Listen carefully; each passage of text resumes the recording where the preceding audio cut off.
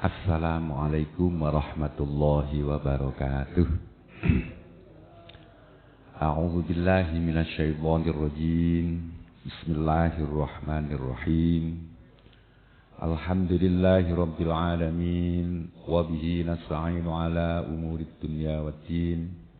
Wassalatu wassalamu ala asyrafil mursalin sayyidina wa maulana Muhammadin wa ala alihi wa ashabihi ajma'in. Amma ba'du fala hawla wala quwwata illa billahil aliyyil azim. Rabbi shrah li sadri wa yassir li amri wahlul 'uqdatam min lisani yafqahu qawli. Subhanaka la ilma lana illa ma 'allamtana innaka antal alimul hakim. La hablina min Mustafa Muhammadin sallallahu alaihi wasallam wa ala alihi washabihi azwajihi wa dzurriyyatihi wa jami' ahli baitil kiram. Ya bina adam wa umna hawa jami' anbiya muslimin min awliya wa syuhada salihin wa muhaddidin wa ila jami' musannifina wa muallifina mukhlisina khususan la musannifina Syekh Muhammad al-Ghazali ila baina ummatina wa jaddatina wa jaddatina wa masyayikhina wa masyayikhina ustadina sallallahu alaihi wa muallimina ulatina fid din ikhwanina muslimina muslimat wal mu'minina mu'minat. غفر الله ذنوبه ونفعنا الله بركاته وبينه وبين بأسرار من ظهر وعلم في الدين والدنيا والآخرة. الفاتحة. أعوذ بالله من الشيطان الرجيم. بسم الله الرحمن الرحيم. الحمد لله رب العالمين الرحمن الرحيم مالك يوم الدين. إياك نعبد وإياك نستعين اهدنا الصراط المستقيم صراط الذين أنعمت عليهم غير المغضوب عليهم ولا الضالين.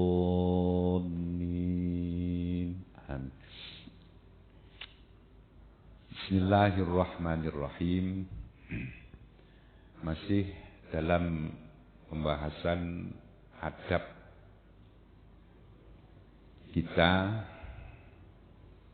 di dalam mengisi waktu setelah terbitnya matahari sampai pada waktu zuhur.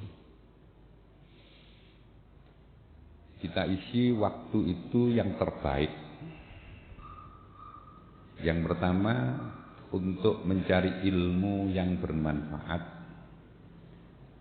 Ilmu yang menjadikan kita lebih makrifat kepada Allah Subhanahu wa taala.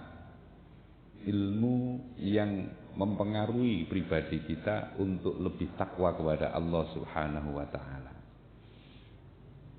Kalau kita tidak mampu atau mungkin tidak sempat untuk mencari ilmu itu, yang kedua adalah aktivitas kita isi dengan membantu saudara-saudara muslim kita untuk kebaikan keagamaannya. Wa yadkhulu bi sururun ala qulubil mu'minin, atau kita membuat mudah urusan-urusan saudara-saudara mukmin yang lain sehingga hati mereka menjadi senang dan lapang. Ini pun kalau kita tidak mampu, adab kita mengisi waktu itu kita isi dengan yang ketiga. Kita membaca aurat, kalimat-kalimat thayyibah, membaca Al-Quran, tasbih, tahlil, dan lain-lain. Kalau tiga-tiganya kita tidak mampu, adab kita itu seperti apa? Sebagai hamba Allah, mengisi waktu yang diberikan oleh Allah kepada kita, adab kita yang keempat. Ini kita bekerja untuk kebutuhan kita. Allah taqwa ala dzalika fastazil bihajatika ihtisaban ala nafsik au ala iyalik. Kita cari ilmu tidak sempat, tidak mampu. Kemudian kita zikir, kita baca Quran, baca tasbih, macam-macam kita juga tidak mampu. Model hidup seperti itu tidak produktif misalnya. Kita berangkat seperti itu. Kemudian ya kita bantu. Kita membantu saudara-saudara muslim, saudara-saudara mukmin kita yang lain untuk mengapangkan dan menyenangkan hati mereka.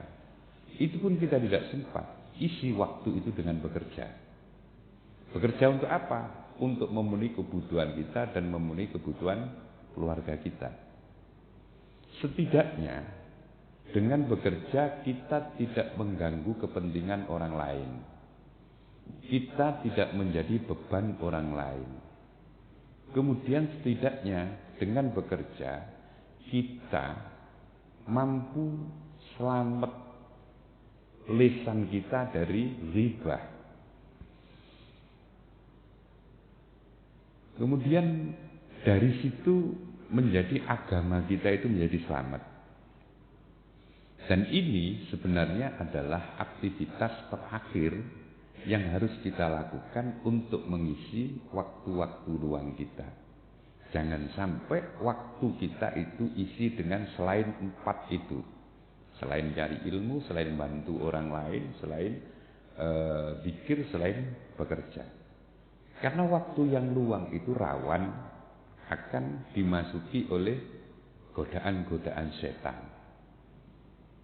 Kita tidak kerja, kita tidak zikir, tidak baca Quran, tidak baca tasbih misalnya, tidak dalam aktivitas untuk meringankan beban orang lain. Kemudian kita hanya diam tanpa ada sesuatu yang dikerjakan. Mentok kita itu yang dinamakan orang nganggur. Kalau orang nganggur, ini biasanya pikirannya juga kemana-mana. Atau paling tidak ngobrolnya itu ngobrol sama teman yang sama-sama tidak punya aktivitas yang positif. Akhirnya apa? Masuklah rawan sekali bahwa min maroti isyayatin, yaitu tempat masuknya setan sangat mudah di sana. Na'udzubillah min dzalik. Kalau itu sudah masuk kepada kita, rawan yahdimu dinat. Rawan agama kita itu akan menjadi lemah.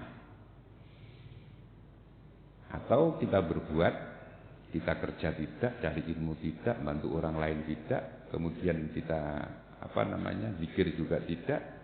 Akhirnya apa? Akhirnya kita bisa jadi juga akan menyakiti orang lain. Ini termasuk rutbatul halikin, ini kata Imam Ghazali. Fa iyyaka an takuna fi tabaqah. Kemudian wa'lam annal 'abda fi haqqi dinihi ala 3 darajat. Kemudian Imam Ghazali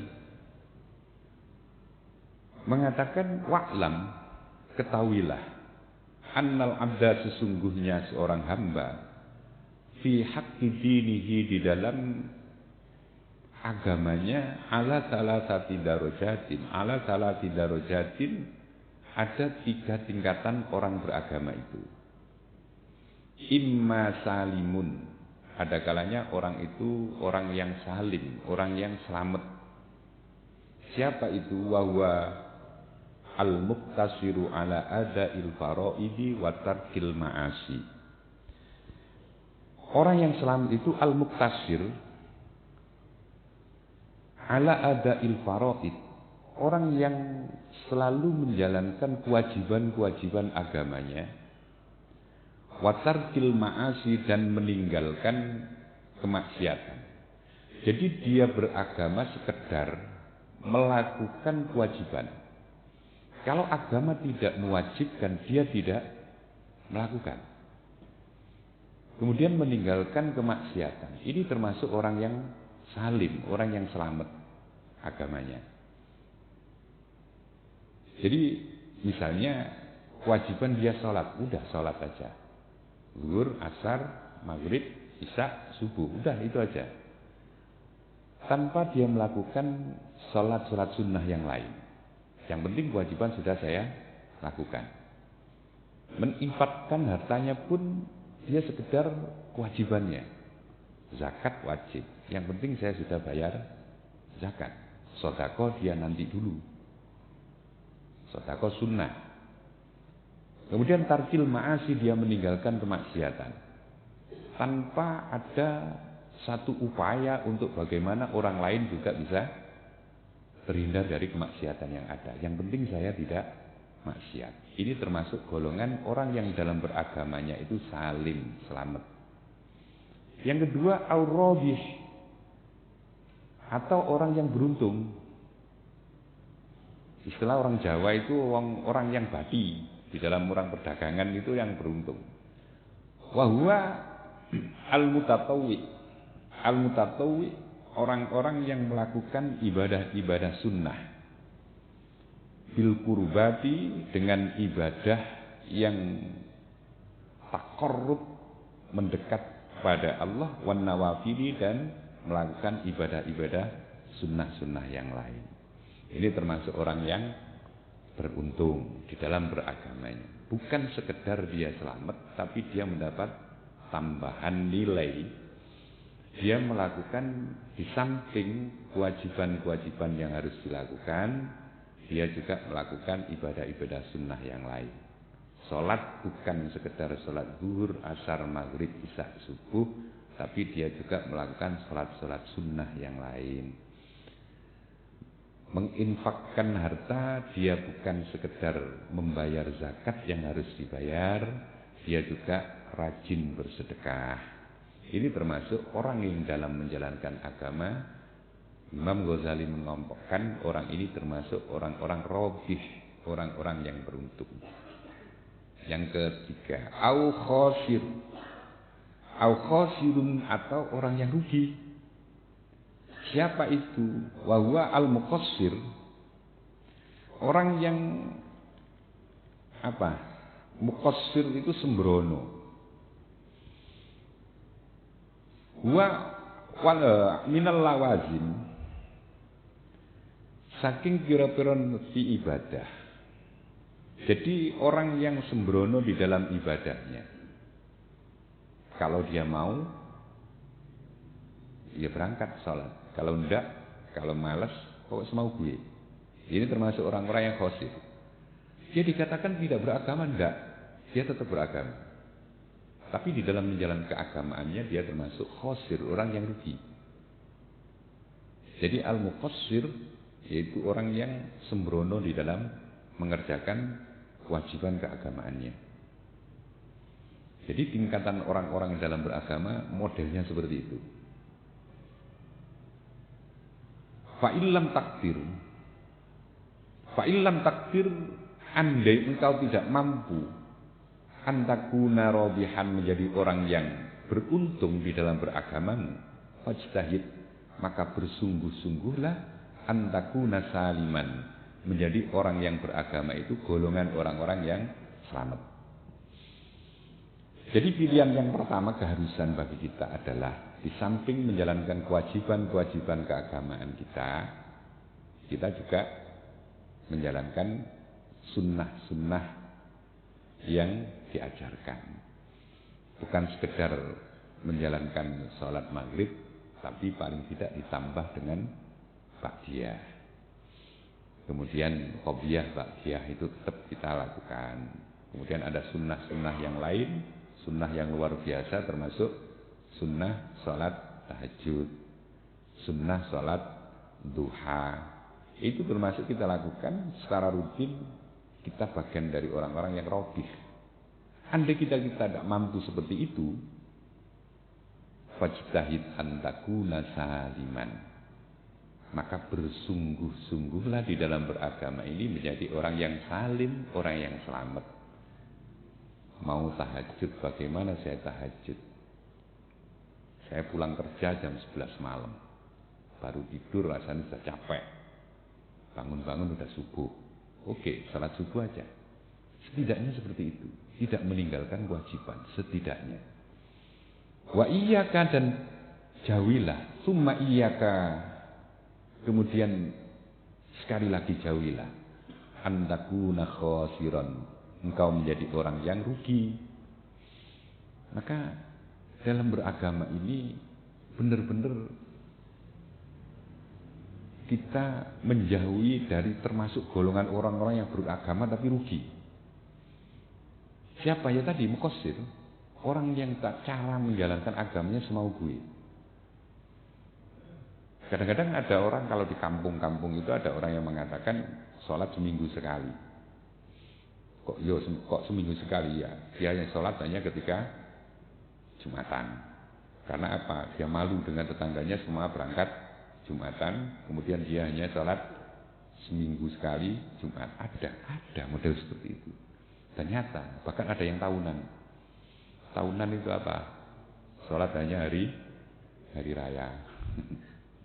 Itu termasuk golongan orang-orang yang khosir dalam derajat menjalankan keagamaannya. Wal abdu fi haqqi sa'iril ibad lahu salatu darajat. Itu model seorang hamba Allah.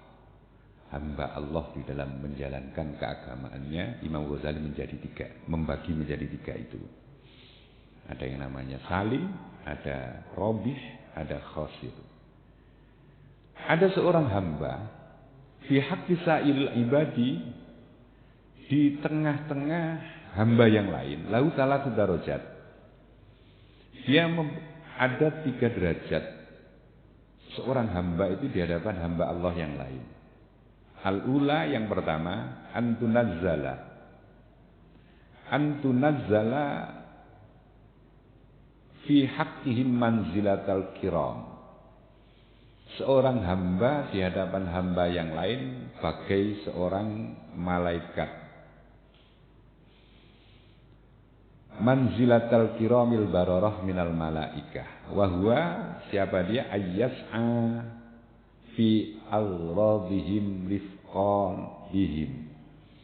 Yaitu orang yang selalu suka membantu orang lain dalam persoalan-persoalan hamba yang lain.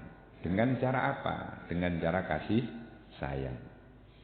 Wa idkhalan bisurur, dan selalu membahagiakan orang lain.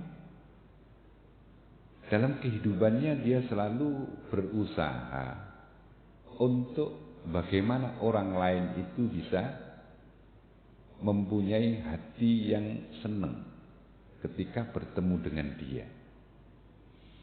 Dia tidak pernah mengecewakan yang lain, mengganggu yang lain, apalagi menindas yang lain.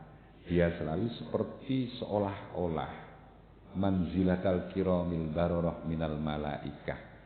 Seolah-olah dia itu selalu ada kepedulian yang luar biasa untuk membantu meringankan beban-beban orang lain.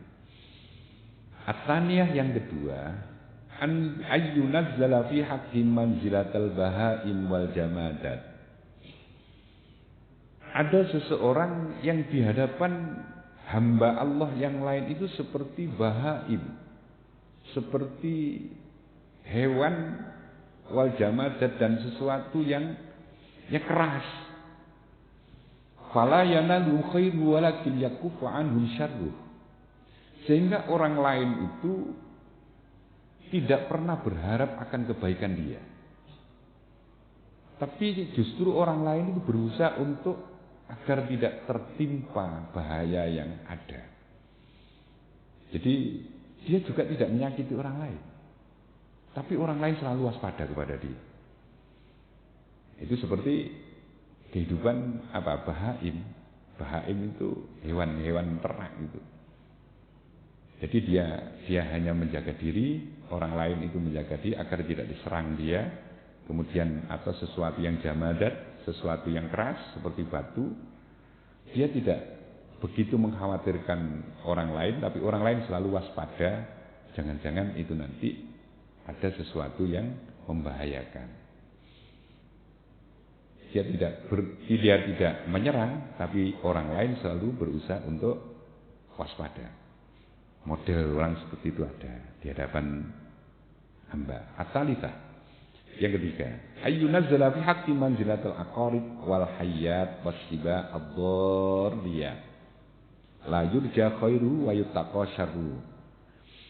Yang ketiga, ada model orang di hadapan hamba Allah yang lain itu seperti hewan-hewan buas. Di sini contohkan al-aqarib, kalajengking, hayat, kemudian ular. dan hewan-hewan buas yang lain yang membahayakan.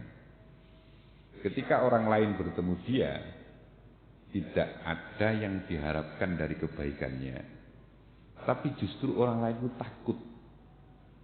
Justru orang lain itu takut, wayut tako syarruhu, ditakuti akan keburukannya. Lebih baik orang itu menghindar ketemu dia. Ini model orang ada yang seperti itu. Jadi daripada ketemu dia lebih baik tidak ketemulah. Apa? Ngapain? Kamu kok takut sama dia? Iya, nanti jangan-jangan dia berbuat aniaya kepada saya. Lebih baik tidak ketemu. Jadi model orang yang ketiga. Fa illam taqdir antal qabi ufukil malaikah, maka ketika engkau tidak mampu untuk menempatkan diri sebagai orang yang pertama, tidak mampu menempatkan diri sebagai orang yang memberikan keluasan, memberikan kelapangan dan membantu orang lain, fahdhar an tanzila ala darajatil bahaim wal jamadat ila maradil aqarib, maka jauhilah engkau memposisikan diri seperti bahaim, seperti hewan. Hindari kamu menempatkan diri seperti barang-barang yang keras, yang orang lain itu waspada, atau bahkan hindarilah engkau seolah-olah engkau menjadi orang yang ditakuti orang lain akan keburukan. Orang lain takut kepada kita karena kita itu dianggap sebagai orang yang berbahaya karena keburukan kita. Hindarilah seperti itu. Andai kita tidak mampu untuk menjadi penolong. Misalnya orang lain biasalah ketemu dengan kita. Orang lain tidak menghindar, orang lain tidak waspada, orang lain tidak takut. Itu sudah menjadi rahasia umum bahwa ada seorang itu kadang-kadang ditakuti karena keburukannya, ditakuti karena kekejamannya, ditakuti karena kejahatannya. Jangan sampai kita menempatkan diri sebagai orang yang seperti itu. Fa in radita li nafsika nuzul min a'la illiyin fala tabdalaha bil huwiyyi ila asfalis safilin.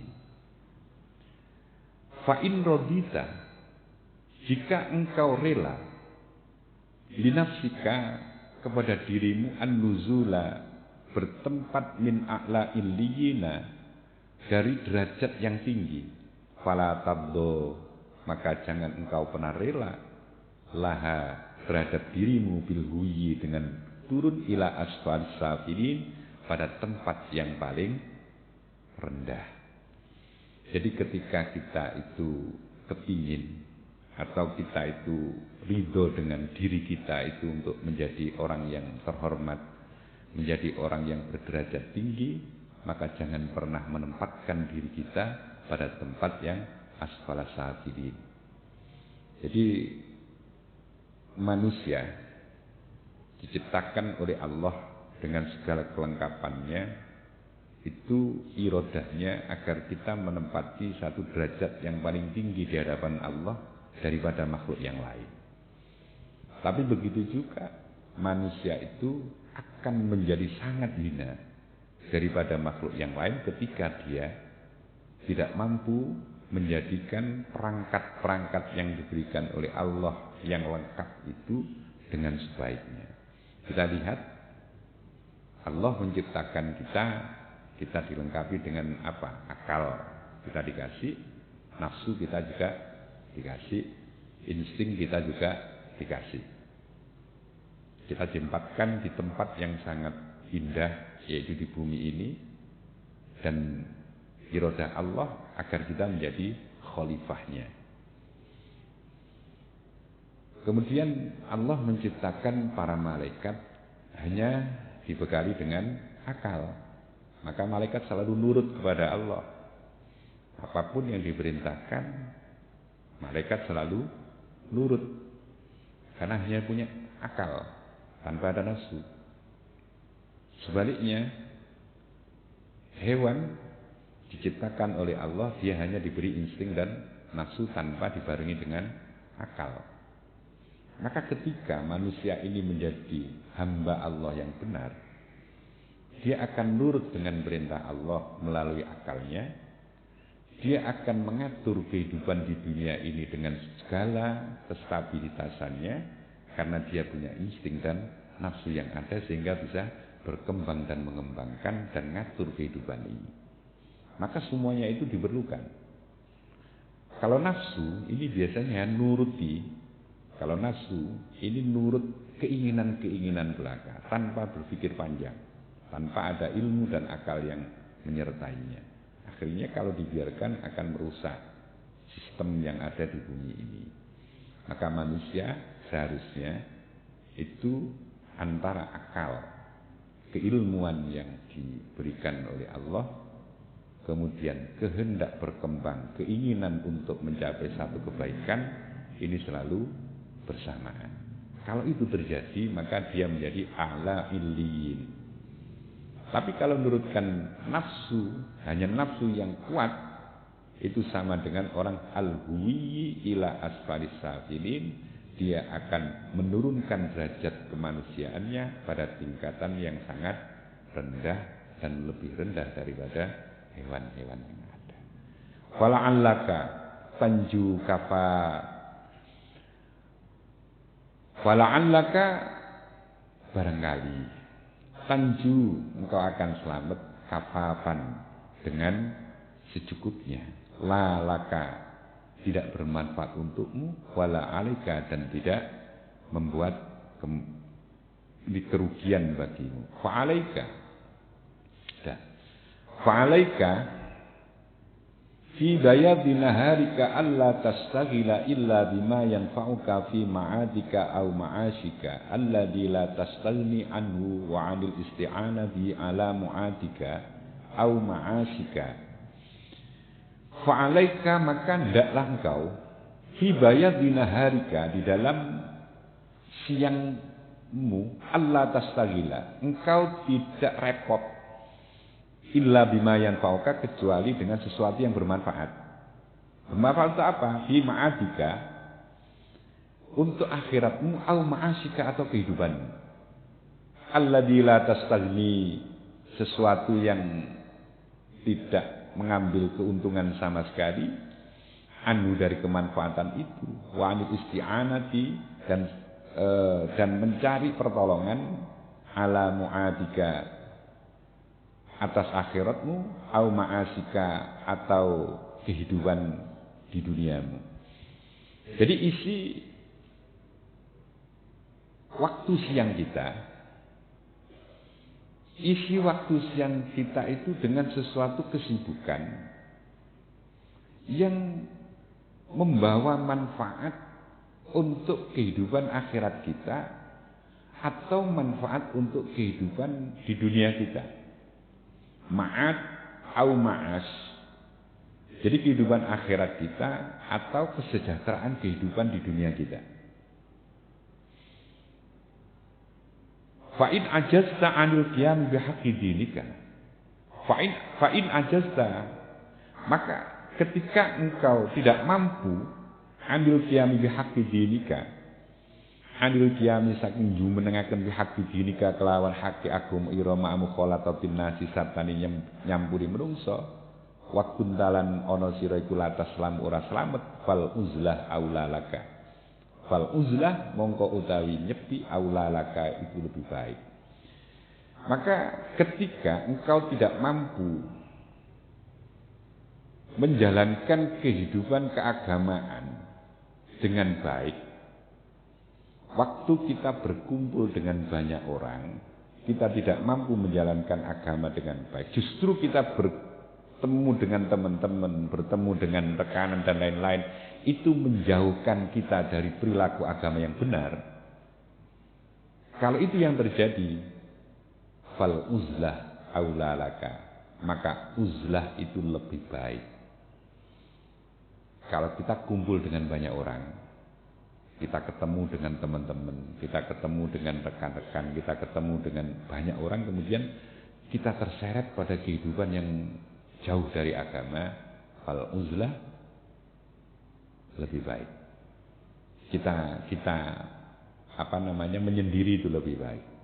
Ini ada kisah seperti kisah awal-awal perjalanan Ibrahim bin Adham. Ini seorang ulama besar pada zamannya. Awal-awal beliau menempuh kehidupan keagamaan yang kuat itu dibarengi dengan uzlah dan lari kemana-mana. Awalnya beliau itu adalah anak seorang gubernur di satu daerah dan punya hobi berburu. Punya hobi berburu di tengah hutan, apapun yang ada karena hobi. Satu ketika diceritakan di manakibnya, di situ dia ketemu dengan rusa yang akan diburu. Rusa lari kejar sama Ibrahim bin Adham. Tiba-tiba ada suara, alihaza umirta, apakah untuk apakah untuk ini engkau diperintah oleh Allah? Am lihaza khuliqta, atau kamu diciptakan oleh Allah itu hanya untuk berburu senang-senang seperti ini? Ini ada suara yang tidak tahu awalnya dari mana. Alihaza umirta am lihaza khuliqta. Kemudian dia sadar. Bersamaan dengan itu hatinya terbuka, dia sadar. Wahai Ibrahim bin Adham, apakah engkau diciptakan oleh Allah ini hanya untuk bersenang-senang berburu seperti ini? Atau apakah engkau diciptakan oleh Allah hidup di dunia ini hanya diperintahkan untuk mengisi kehidupan seperti ini? Dia sadar, kemudian berhentilah dia dari berburu itu, dan pembantunya waktu itu disuruh berhenti. Kamu pembantu, kamu tolong, saya tidak akan pulang lagi. Saya barusan ada peristiwa batiniah yang saya temui yang seperti ini. Kemudian pakaiannya dia minta ditukar, pakaian kebesaran seorang anak dari gubernur dia berikan kepada pembantunya, pakaian pembantunya dia tukarkan, dia pakai. Kemudian perangkat mulai dari kudanya, kemudian perangkat-perangkat yang lain diberikan sepenuhnya kepada pembantunya itu dan disuruh pulang. Ditanya oleh pembantunya, mau kemana? Pokoknya pulang aja kamu. Saya nggak akan pulang. Kemudian dia lari ke tempat yang sangat jauh di satu daerah tertentu. Dia dalam kehidupannya dia menjadi buruh kepada orang-orang lain. Karena apa? Dia sadar betul bahwa kehidupan yang harus dilakukan dia itu adalah untuk beribadah kepada Allah. Dia mencoba untuk hidup mandiri dan dia buruh kepada orang-orang pembesar-pembesar yang lain yang dia nyamar, sehingga orang lain itu tidak tahu kalau itu adalah Ibrahim. Satu ketika dia buruh di kebun, menjaga kebun anggur. Dia suruh jaga. Kemudian tuannya, ini ada tamu kebesaran dari kerajaan. Dipanggillah Ibrahim ini untuk mengambilkan anggur yang matang. Tolong Ibrahim ambilkan saya anggur yang matang. Diambillah segerombol, dipetik anggur itu dan disuguhkan. Ternyata yang disuguhkan itu anggur yang belum matang. Sehingga tuannya ini menjadi marah. Kamu itu sudah ikut saya sekian tahun, tapi ambil anggur aja yang matang dan tidak matang tidak ngerti. Terus anggur yang hilang-hilang kemarin kan kamu yang tahu. Kemudian Ibrahim bin Adham mengatakan, sungguh saya tidak pernah tahu dan saya tidak pernah ambil satu biji pun dari buah anggur yang saya diamanati untuk menjaga. Dia itu apa? Berusaha untuk uzlah. Uzlah, dia berusaha untuk semampu mungkin, sekuat tenaga menjalankan perintah agama yang ada. Dia sampai tidak berkawan dengan siapapun karena dia ingin agamanya itu selamat. Sampai segitunya dia berusaha menempa jiwanya. Maka Imam Ghazali di sini pun mengatakan, kalau engkau tidak mampu berkumpul dengan orang lain untuk keselamatan agama kamu, fal uzlah aula, maka uzlah itu lebih baik. Padahal secara kemanusiaan kita itu lebih baik berkumpul dengan banyak orang sehingga bisa memberi manfaat. Tapi kenyataannya kita merasakan bahwa saya kalau berkumpul dengan orang lain justru malah agama saya nggak selamat. Kok bisa? Iya, saya kalau ketemu orang lain paling tidak saya hibah. Saya menjadi ngomongkan orang lain. Saya menjadi ngomongkan keburukan orang lain. Padahal orang lain itu sama-sama muslim seperti kita. Misalnya, kalau begini terus, saya tidak akan selamat agama saya. Maka saya diam aja. Saya berdiam diri untuk menghindari agar jangan sampai saya itu menjadi orang yang ghaibin atau muhibin, dari golongan orang-orang yang suka ngerumpi dan suka ngomongkan orang lain. Misalnya, lebih baik saya menyendiri. Itu bisa saja. Fa'alaika biha fafihan najat wassalamah. Fa'in kanal wasawisu. Yang kedua, fa'in kanat fil wasawisu. Kalau ada waswas fil uzlati, di dalam menyendiri, tujadi buka kang dadi nari uzlah ing sira ilama maring perkara layardo kang ora ridho sapa Allah Gusti Allah, walam takdir lan ora mampu sira ala qom iha ing atase nguasai awak biwadho ifil ibadati kelawan pira-pira lelakune pira-pira ibadah, fa alaika mongko netepono sira bin naumi kelawan turu, bahwa mongko utai turu iku ahsanu ahwalika luweh apik-apike pira-pira tingkah ira, wa ahwalina lan pira-pira tingkah kita. Idza ajazna nalikane apes kita anil ghanimati saking ngalap keuntungan, rodina mongko ridho kita bisalamati kelawan selamat fil hazimati ing dalem lumayu.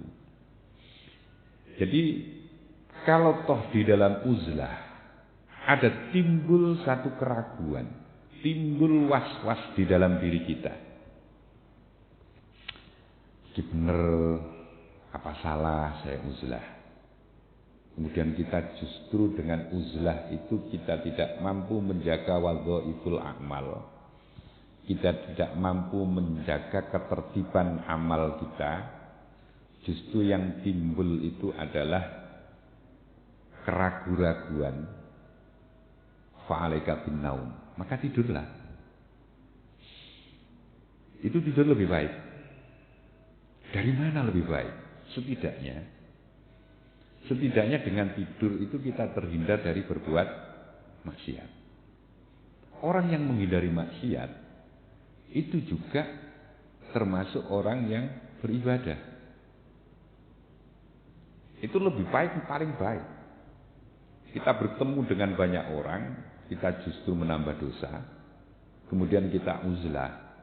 Uzlah tidak mampu menjaga wadhaiful ibadat. Rutinitas atau runtut-runtut ibadah seperti apa. Kita uzlah, kita juga enggak ngapa-ngapain. Uzlah justru malah pikiran itu nambah kemana-mana. Sehingga timbul keraguan di dalam beribadah. Lebih baik tidur. Idza ajazna 'anil ghanimah radina bisalamah fil hazimah.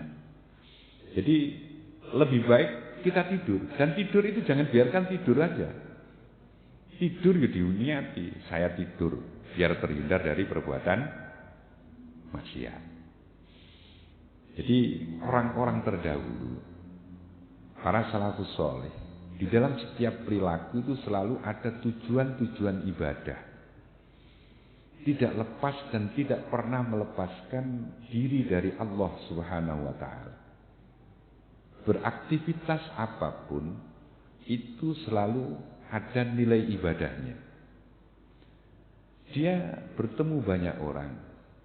Niat ibadahnya seperti apa? Saya bertemu dan berinteraksi dengan banyak orang lain. Saya berusaha untuk menjadi orang yang bermanfaat kepada orang lain. Saya kepingin belajar kepada orang lain tentang ilmu Allah. Saya bertemu dengan banyak orang. Saya kepingin untuk menambah kebaikan-kebaikan, baik itu kebaikan yang bermanfaat untuk kehidupan akhirat saya, maupun kebaikan untuk kehidupan duniawi saya, sehingga saya tidak menjadi beban orang lain. Ibadah. Bekerja pun seperti itu. Kemudian kalau bertemu dengan orang lain dirasa itu menjauhkan dia dari makrifat kepada Allah, justru jauh menarik diri, menambah keinginan nafsu syahwatnya yang sangat kuat. Dia uzlah. Uzlah menyendiri agar agamanya itu menjadi selamat. Dia uzlah dengan banyak membaca aurat, dengan banyak membaca Al-Quran, membaca tasbih dan lain-lain. Ketika dia tidak mampu menjaga adab orang uzlah, justru dia ketika sendirian itu, pikirannya itu ngelamun kemana-mana, dia tidur. Bertemu dengan banyak orang lain dia tidak mampu, uzlah pun tidak mampu, dia tidur. Saya tidur aja, biar saya tidak maksiat kepada Allah. Nah, ini untuk keselamatan dirinya. Ukurannya apa? Ukurannya itu selamat dirinya, di agamanya. Fa'issa bihali man salamah fi ta'fili hayatihi, di dalam kekosongan hidupnya, ingin naumu, karena tidur itu akhul maut. Karena tidur itu mirip-mirip dengan kematian. Wa huwa ta'tilul hayat wa iltihaqun bil jamadat. Karena tidur itu apa? Tidur itu seperti mendekati orang mati. Tidur itu dikatakan apa ya? Dikatakan hampir sama orang mati, nggak ada manfaatnya, nggak produktif. Tapi dia bangun-bangun perutnya lapar dan minta makan. Wa huwa ta'tilul hayat wa iltihaqun bil jamadat, dan seolah-olah seperti sesuatu yang keras. Jadi kalau pilihan kita itu tidur, itu pilihan yang paling akhir untuk kita menjauhkan diri dari kemaksiatan. Kalau pilihan ini, pilihan tidur itu pilihan yang terakhir, ya setidaknya kita itu ya jangan milih yang itu, karena sejelek-jelek pilihan itu di antara keselamatan kehidupan keagamaan kita. Jadi ukuran dalam beribadah kehidupan kita ini hanyalah beribadah kepada Allah Subhanahu wa ta'ala. Maka adab-adab hidup kita setiap waktu, di setiap tempat itu harus kita jaga. Yang pertama kita isi dengan ilmu, kemudian kita isi dengan zikir, kemudian kita isi dengan aktivitas memberi keuntungan dan kelapangan kepada orang lain. Yang berikutnya kita isi aktivitas kehidupan kita itu dengan bekerja. Niatnya pun setidaknya kita tidak menjadi beban orang lain. Kemudian kehidupan selanjutnya di waktu-waktu yang lain kita isi dengan kesibukan-kesibukan yang bermanfaat untuk kehidupan akhirat kita. Kita isi kehidupan kita itu yang bermanfaat untuk kesejahteraan kehidupan kita di dunia. Jadi intinya setiap saat, setiap waktu jangan pernah lepas kita itu beribadah kepada Allah Subhanahu wa ta'ala. Di samping ibadah mahdhah yang mesti harus kita lakukan, ibadah-ibadah sosial juga kita berusaha untuk maksimalkan. Insyaallah itu nanti akan menjadi derajat kemanusiaan kita sebagai khalifah Allah di bumi ini untuk mengatur kehidupan ini akan menjadi baik. Mudah-mudahan Allah selalu memberikan ridhonya kepada kita semua dalam setiap aktivitas kehidupan kita. Wallahu a'lam bishawab. Al-Fatihah. A'udzubillahi minasyaitonir rajim. Bismillahirrahmanirrahim.